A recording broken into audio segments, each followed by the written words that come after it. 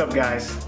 A question I get a lot from my clients and just people in general that know I'm a personal trainer. It seems like a simple question, but it can get complicated. A big question I get is, Tony, do I stretch before I work out? Do I stretch after I work out? Am I not supposed to stretch at all? How effective is stretching before working out or after working out? Well, the simple simple answer is yes. You want to stretch, but it depends on you personally. You don't want to stretch all of your muscles. You want to find out which muscles on your body are actually tight or overactive, and those are the muscles that you'll want to stretch before you work out and possibly after you work out. So for an example, let's say you have really tight quadriceps, okay? And your hamstrings and glutes are turned off or elongated, or we'll say turned off or elongated, and there's no neural drive going to that posterior side. Well, what you want to do is before you work out, you'll want to stretch your quadriceps, right? Because they're tight. No need in stretching your hamstrings so much because they're already elongated and that length tension relationship's already it's already been tampered with because of the tight quadriceps, which is most likely contributing to some sort of anterior tilt of your pelvis. So what you want to do is before you work out, stretch those quadriceps. Actually, I would recommend you foam rolling those quadriceps, turning them off with the foam roller and then stretching them.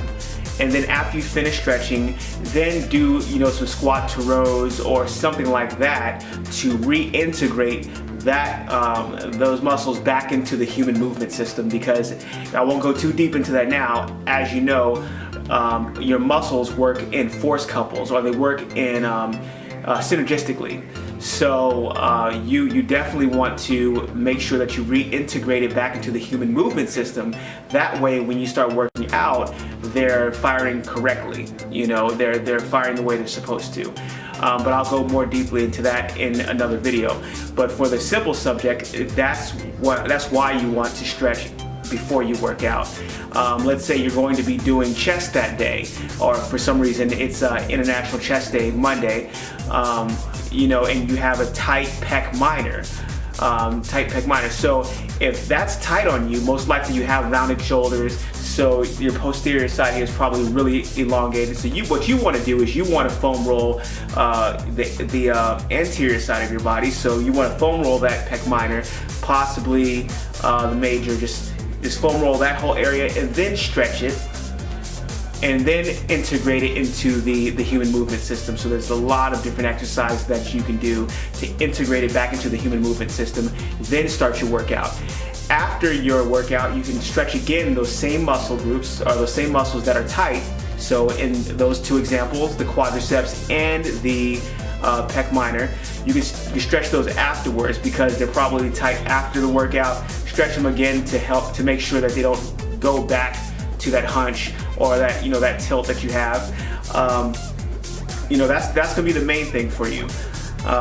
And if you do that enough, eventually you'll get that joint alignment back. You'll find that those quadriceps aren't hurting as much when you're foam rolling. You'll find that they're not as tight as they used to be when you first started.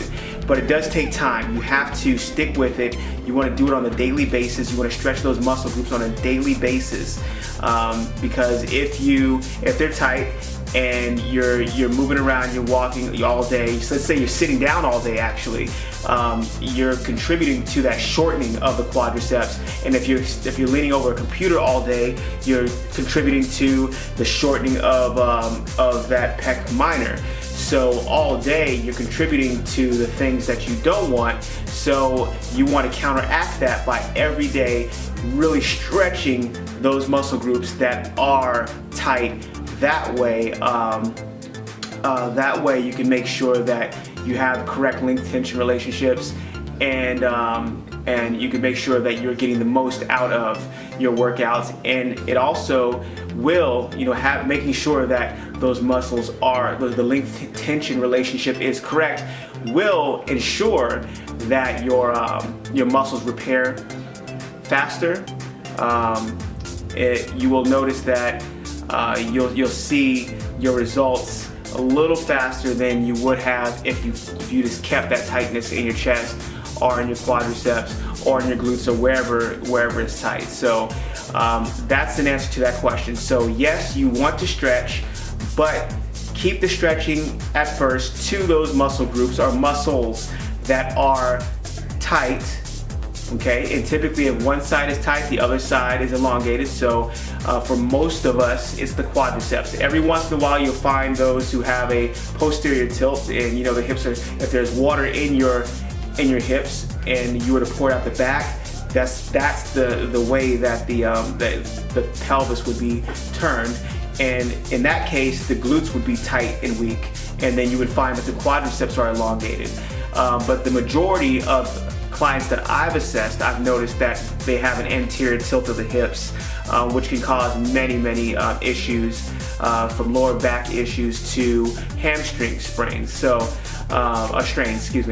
and ankle problems. So there's so many things that it can cause. I mean, a person from upper cross syndrome, like we talked about, with the body hunched over like that due to their lifestyle, that could be the cause for headaches and issues that they're having. So a lot of times, stretching by itself will actually help cure, I don't know if I want to say cure, but they will help alleviate a lot of symptoms that you're experiencing. So you're taking those, you're taking aspirin and things like that when you maybe just need to get yourself aligned correctly. So stretching is great for you. Yes, before you work out. Yes, after you work out. Don't avoid it.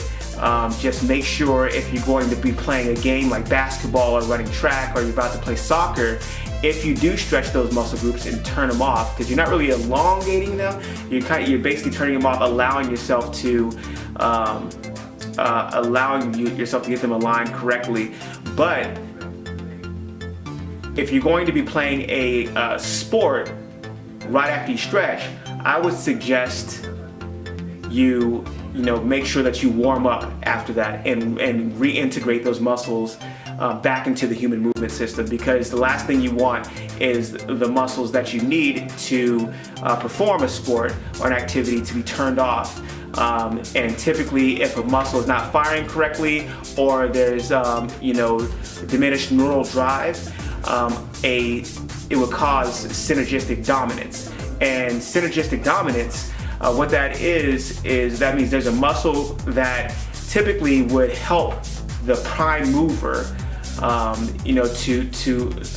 perform a movement, but because that prime mover is not doing its job, then the synergist will take over. Okay, it'll take over and try to perform that movement, or take over or be the prime mover for that movement. But the thing is that synergist is not created to be the prime mover, so a lot of times you'll find that injuries follow after that, because that synergist is just not created for that. That's what the prime mover is for. So that's a really basic. I try to keep it really basic.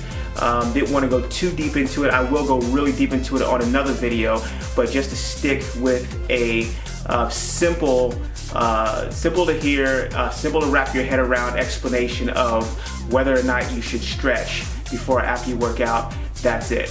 So next time we'll delve into a little bit more. I'll answer some more questions as I get them. Feel free to subscribe. I will make sure that I record a video like this at least once a week.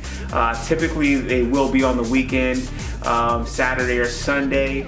And I might throw an extra 1 or 2 in there during the week, just depending on the time that I have between training my clients and working out myself and studying and all that good stuff. All right, guys, thank you so much for watching, and stay healthy and stay focused.